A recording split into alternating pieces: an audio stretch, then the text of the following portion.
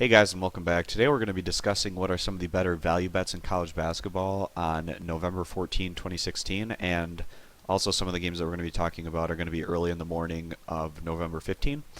I have about 15 games that I'm going to be covering in this particular video. There's a lot more than 15 games today, but those are just going to be the games that I've written matchup articles about and just have a stronger leaning against the spread one way or the other compared to some of the other matchups on the board.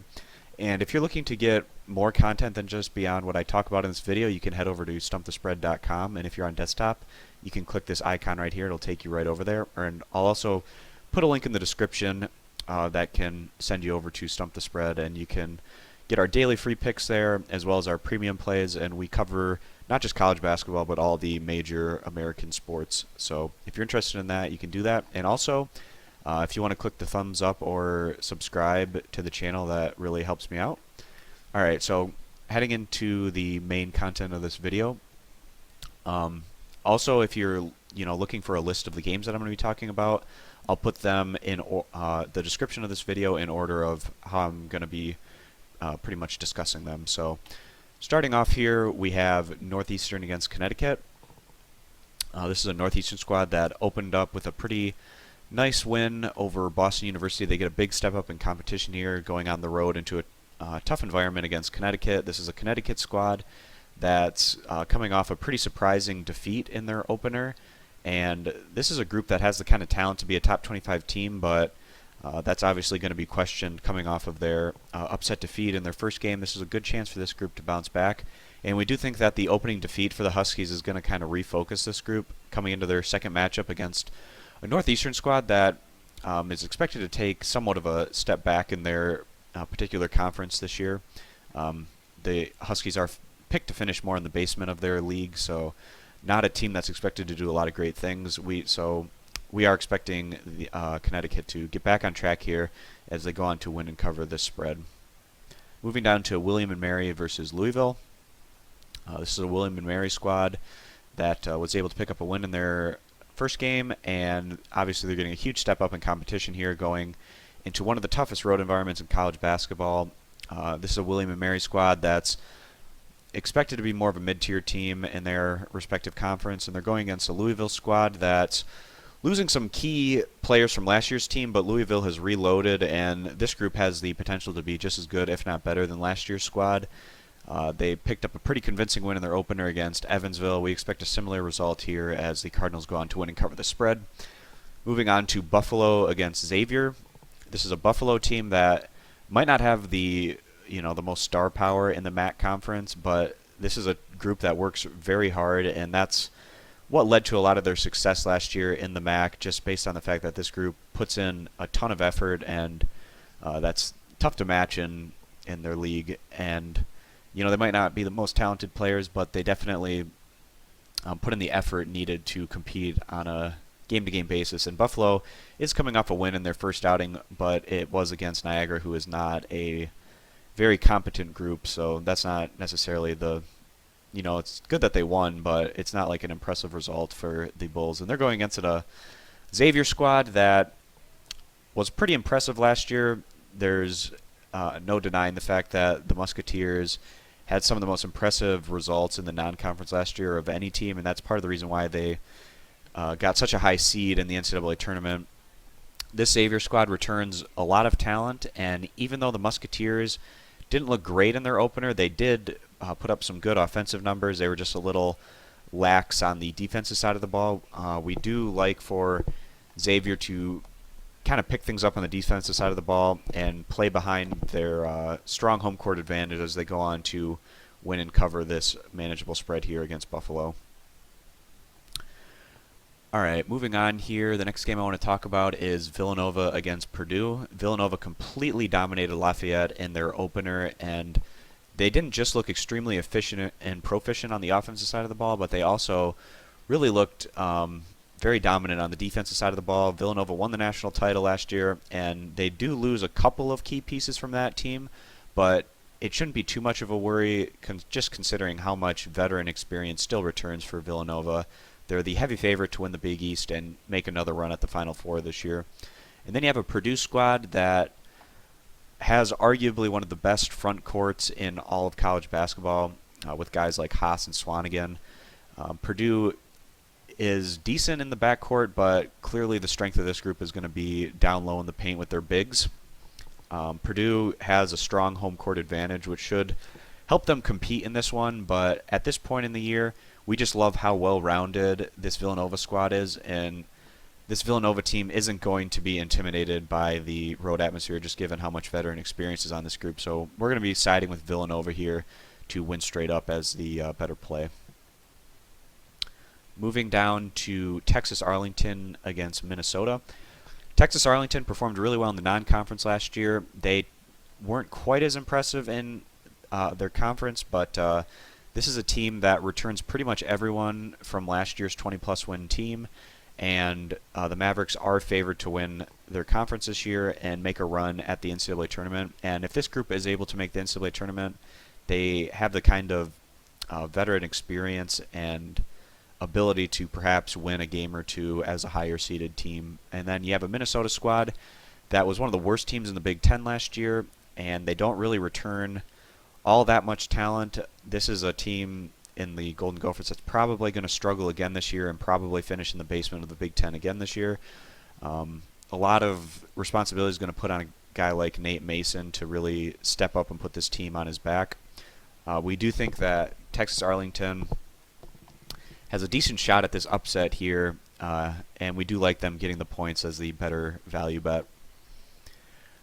Moving on to Georgia State against Auburn. This is a Georgia State squad that took a step back last year. They were more of a 500 team, right around that area.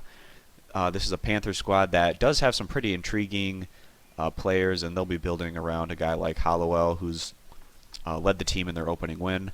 Georgia State's probably going to finish in the upper tier of their conference, but it would be a surprise to see them get out of their league and earn their automatic bid to make the NCAA tournament. But definitely a team that has the kind of talent to reach one of the lower postseason tournaments, maybe the NIT or CBI or CIT or something like that.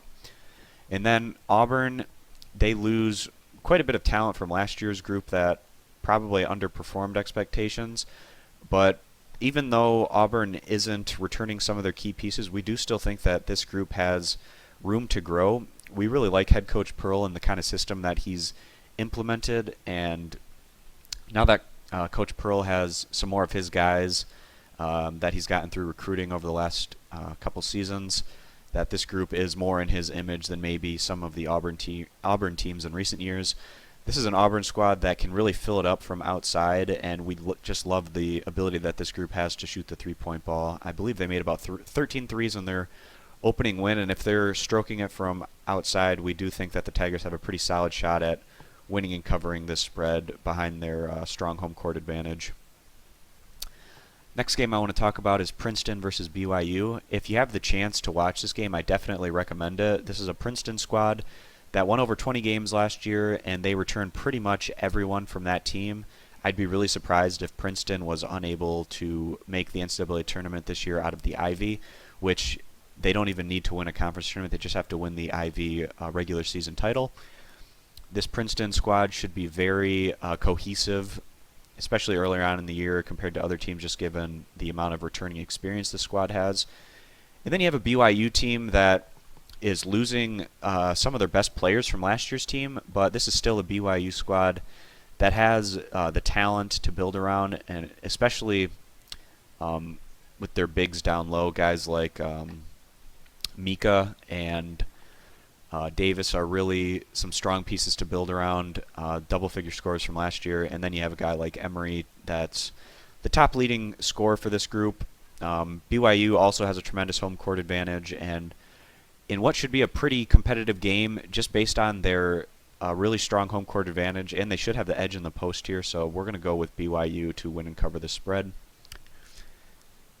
Loyola Marymount against Nevada. This is a Loyola Marymount team that's really brought in some intriguing pieces through transfers, even though the Lions have been also hurt by people leaving earlier, transferring. In recent years, they have been able to restock their roster with some pretty nice transfers of their own, and this is a group that's probably going to finish more in the mid-tier of the WCC this year. And then Nevada, they were a really big disappointment in their opener, not being able to compete really at a close level with St. Mary's on the road. St. Mary's is a top 25 team, and they do have a strong home court advantage, but we did feel that Nevada had at least some shot at keeping things close in that game, and they just weren't able to do it.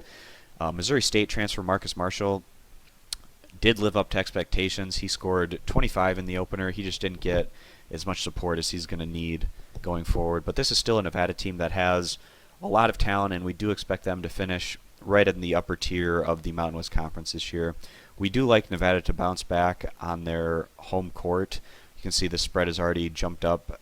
We liked it a lot better where this opened at -8, but even at -11, we will still be cautiously siding with Nevada here as the better bet.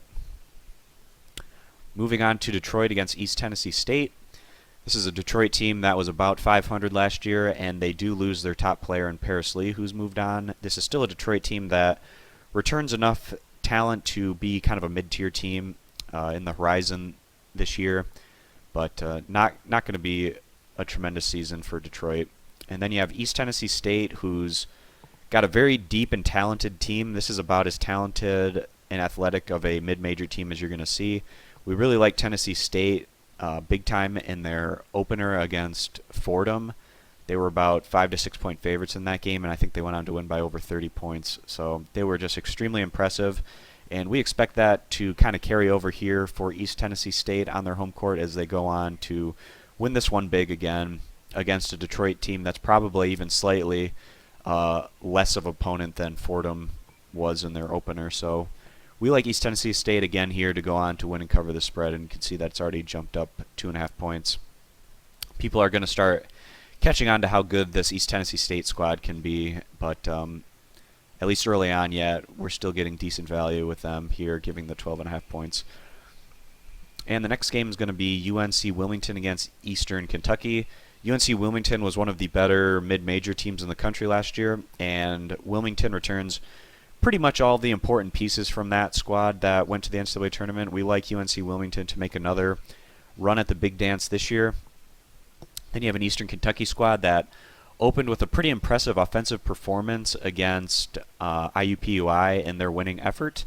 I'm not sure this Eastern Kentucky squad can continue to replicate those kind of offensive numbers consistently going forward, but that's going to be something to keep an eye out for.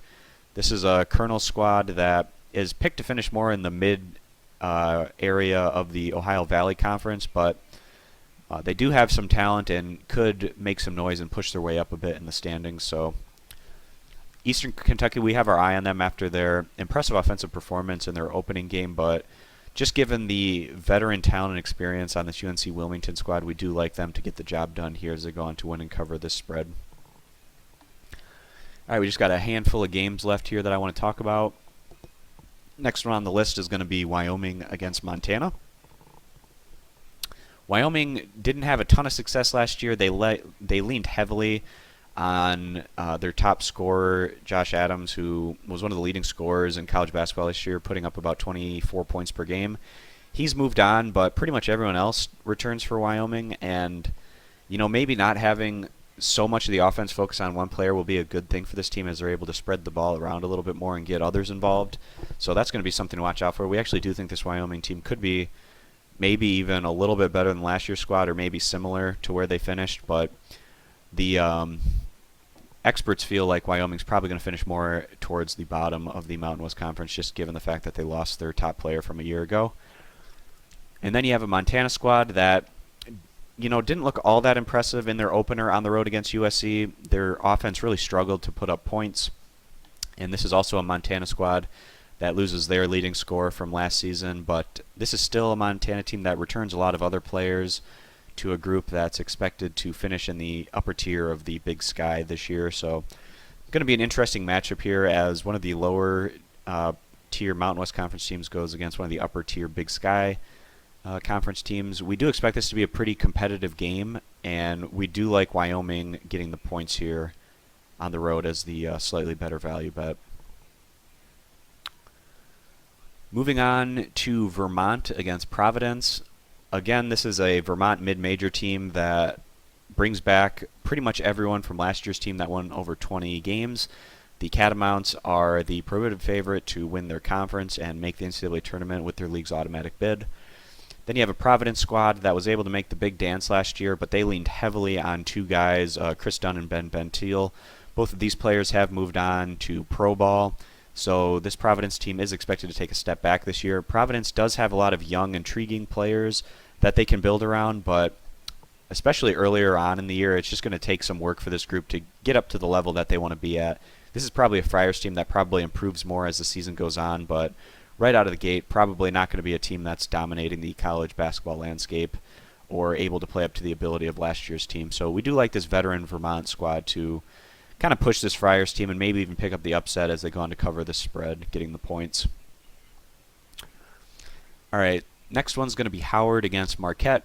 This is a Howard team that's had some issues with injuries, but if they're able to keep their roster healthy, this is probably a team that's able to compete right in the upper tier of the MEAC this year.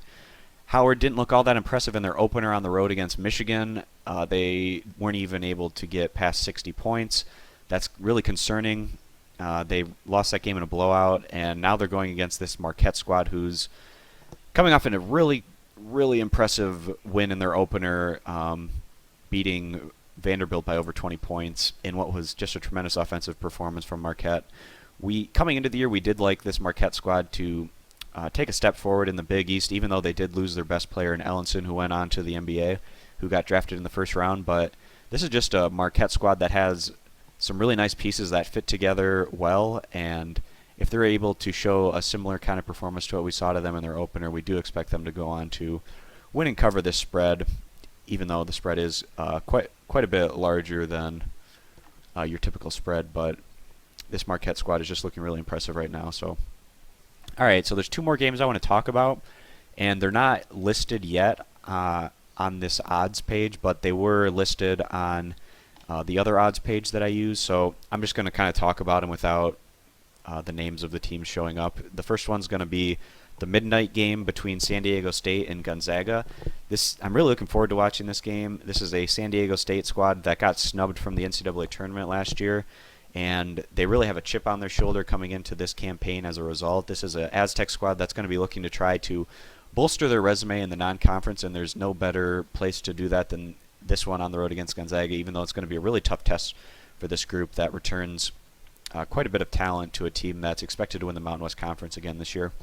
Then you have a Gonzaga team that loses just a tremendous amount of offensive output from last year's team, especially in the post with guys like Wiltshire and Sabonis moving on to pro ball.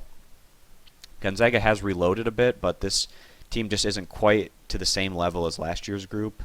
Gonzaga looked impressive offensively in their opener, but that was against a pretty bad Utah Valley squad. They're going to get a much tougher test here going against a San Diego State squad that consistently ranks among the best teams in college basketball on the defensive side of the ball.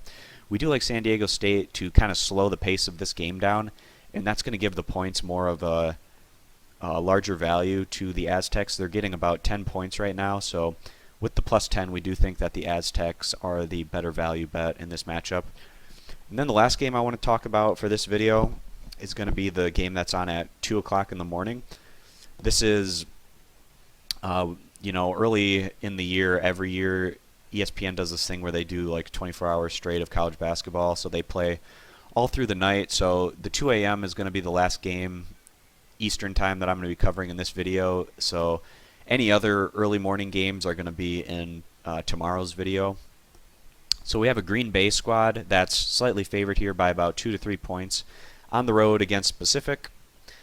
Green Bay was able to make a run to the NCAA tournament last year out of the Horizon, and even though this group loses two of their top scorers from last year's team, they do return pretty much everyone else to a squad that's expected to finish about third in their respective conference again this year in the regular season. This is a Green Bay squad that really likes to push the pace of play, and they can put up a lot of numbers on the board when they're able to get things moving. And then you have Pacific, who gave up 119 points in their opener against obviously a strong UCLA offense, but that was just a really awful defensive performance for Pacific, and they're going to have their hands full again today with a team that likes to really push the pace of play. We do like Green Bay here, slightly on the road to win and cover the spread, even though it is a really late start time for this team that's coming from the Central Time Zone. We still feel like Green Bay is the better bet here on the road. All right, so that pretty much does it for the November 14 games that I wanted to cover. Again, you can subscribe to the channel and get notifications for when I release my daily college basketball pick videos. And if you're looking for more content beyond what we covered in this video and getting some more write-ups and matchup articles, you can head over to stumpthespread.com and get our daily free plays there. We have picks not just in college basketball, but also college football, the NFL, the NBA, and the NHL during this time of the year. So thanks guys for watching, and I'll see you in tomorrow's video. Bye.